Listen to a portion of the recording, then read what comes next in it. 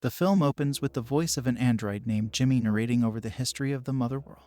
The pursuit of power led to the royal family's conquest until an assassin murdered the king and queen. A tyrant named Balisarius, who leads the forces of Motherworld, sends his brutal second-in-command Admiral Atticus Noble into the far reaches of the Motherworld to seek out those who plan to begin a rebellion. On the planet Velt, a woman named Cora tends to her crops before meeting her friend Gunnar to go to a harvest celebration in their village. The village chief, Sindri, addresses his people while a hunter named Den has eyes for Cora, though she has no interest in a romantic relationship. While out with her friend Sam, Cora sees Motherworld ships descending upon Velt. The community discusses how to approach the visitors before 3 smaller ships led by Noble arrive in the village. Noble speaks to Sindri over potential rebels in the land, as well as questioning him over the supply of crops they yield. After a tense exchange, Noble beats Sindri to death in front of his people, along with another woman. He then demands to Gunnar that the village hand over their grain supply within 10 weeks. Elsewhere in the village, a young soldier named Eris appears to take a liking to Sam but must watch as his superiors taunt her. He also briefly speaks to Jimmy, who talks to Sam about Princess Issa, daughter of the slain king and queen who perished along with her parents on that day. Jimmy laments how Issa was supposed to usher in a new era of kindness, only for it to be taken away so cruelly.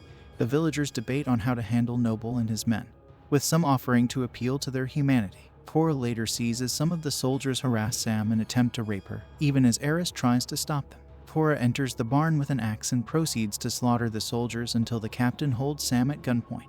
Jimmy enters, and the captain orders him to kill Cora, but Jimmy instead shoots him. This is enough to convince Cora they need to fight back since Noble will kill off the villagers when he returns. Cora leaves Velt with Gunnar to seek out a group of insurgents called the Bloodexes who may aid them against the forces of Balisarius. Cora tells Gunnar about how she witnessed the slaughter of her community at the hands of the tyrant when she was a child, and she was faced with an opportunity to kill him when confronted with him, but her weapon was out of ammunition. Instead of killing her, Balisarius had Cora train at the Imperium along with other soldiers under the name Arthale, turning her into a killer before she deserted them. Despite being groomed into being a mercenary with no emotional connections, Cora had a lover who was killed in battle. Cora and Gunnar arrive in the port city of Providence to seek out the man who may lead them to the Bloodexes. When the two mention General Titus, a nearby man named Kai begins to pay attention. Cora and Gunnar are accosted by a thug who attempts to sexually assault Gunnar before Cora knocks him down. A nearby alien tells Cora and Gunnar about Titus's whereabouts before the thug returns with backup. Cora and Gunnar fight and kill them until the main thug has Cora at gunpoint.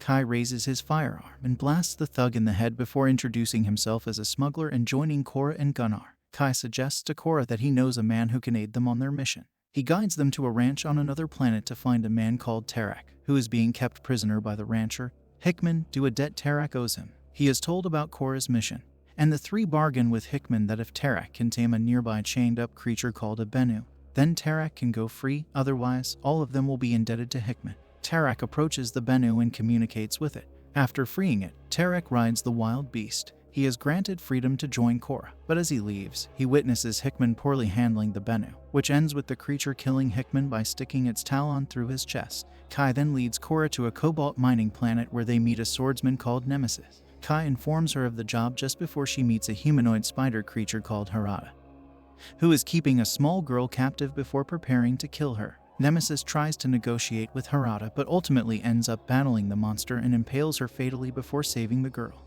Nemesis joins the rest of the crew. The experience makes Cora reminisce over how she spent time as the royal guard for Issa when she served the Imperium. She witnessed Issa bring a bird back to life, and the king had believed Cora being her friend made her feel safe, but Cora clearly feels guilt over what happened to Issa and her parents. The crew goes to a moon that holds a gladiator arena where Titus is. Once an Imperium general, he now lives disgraced on the streets and works as a prize fighter after his previous failure in battle. While Titus remains ashamed of his past, Cora convinces him to fight back so he can get his revenge. The crew then goes to the planet Charon, where they meet King Levitica so that they can meet the Bloodaxe siblings, Darian and Dever, in the hopes that Gunnar's previous connections with them may give them a chance at convincing them to join their rebellion. The two have no desire to help until Cora gives them a speech. Darian then gives his own speech to his clan, with half of them joining him and the other half going with Devra. Noble and his crew, the King's Gaze, have been tracking the Bloodexes and later turn up on the scene after the insurgents retreat, and he kills Levitica before laying siege to the area. Kai guides the crew to a trading post under the guise that he is dropping off goods before setting off for a better life. But he was actually in cahoots with Noble this whole time and was trying to collect the bounties on the heads of Korra and the others. Noble has them captured and reveals he knows more about the crew than they let on. Tarak is actually a prince, while Nemesis killed several Imperium soldiers to avenge her murdered children.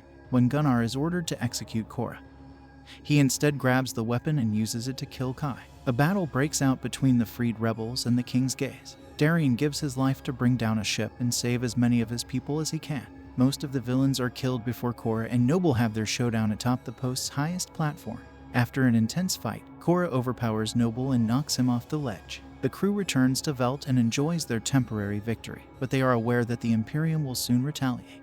Korra brings her new friends back to her village, more hopeful for their future than before. An Imperium ship recovers Noble's body and starts to revive him. His mind is taken to a realm where he communicates with Balisarius. Despite thinking he will be happy to know about Noble finding Korra, Balisarius is instead angered and demands that Noble bring Korra to him so that he may kill her personally. End of Part 1.